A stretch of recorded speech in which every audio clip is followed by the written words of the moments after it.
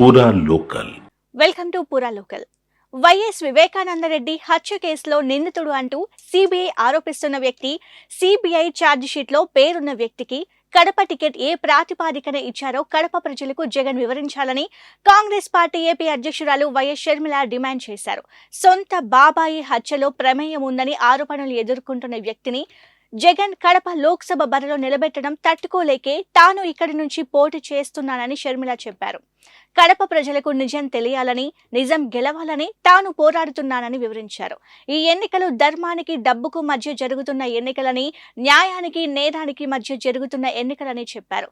ఈ ఎన్నికల్లో వైఎస్ బిడ్డ ఓడిపోతే నేరం గెలిచిందని అర్థమని షర్మిల స్పష్టం చేశారు.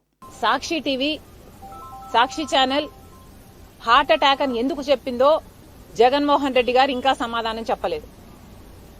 అలాగే వివేకానంద రెడ్డి గారు చనిపోక ముందు సిబిఐ ఎంక్వైరీ కోరిన జగన్మోహన్ రెడ్డి గారు అధికారంలోకి వచ్చినాక సిబిఐ ఎంక్వైరీ ఎందుకు వద్దన్నారు?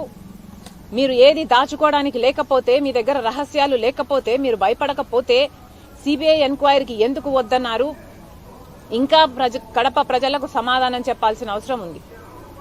ఈ 5 సంవత్సరాలు అవినాష్ రెడ్డి గారు సాక్ష్యాలు తుడిచేస్తుంటే అమాయకంగా నిలబడి చూశాడట. ఇది వాళ్ళే రవీంద్రనాథ్ రెడ్డి గారే, సొంత మామ గారే చెప్తున్నారు.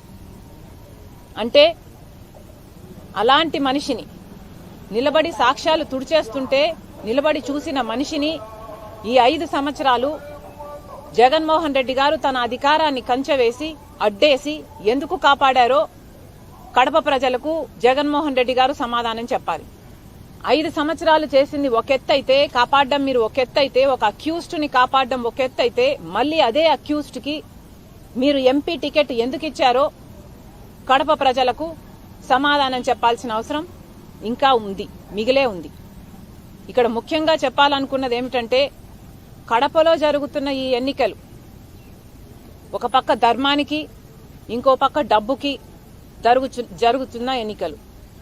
ఒక పక్క న్యాయానికి, ఇంకో పక్క నేరానికి జరుగుతున్న ఎన్నికలు. ఈ ఎన్నికల్లో రాజశేఖర్ రెడ్డి బిడ్డ ఓడిపోయింది అంటే నేరం గెలిచింది అని అర్థం. ఇవి ఇప్పటి వరకున్న అప్డేట్స్. మరిన్ని అప్డేట్స్ కోసం కీప్ వాచింగ్ పూరా లోకల్.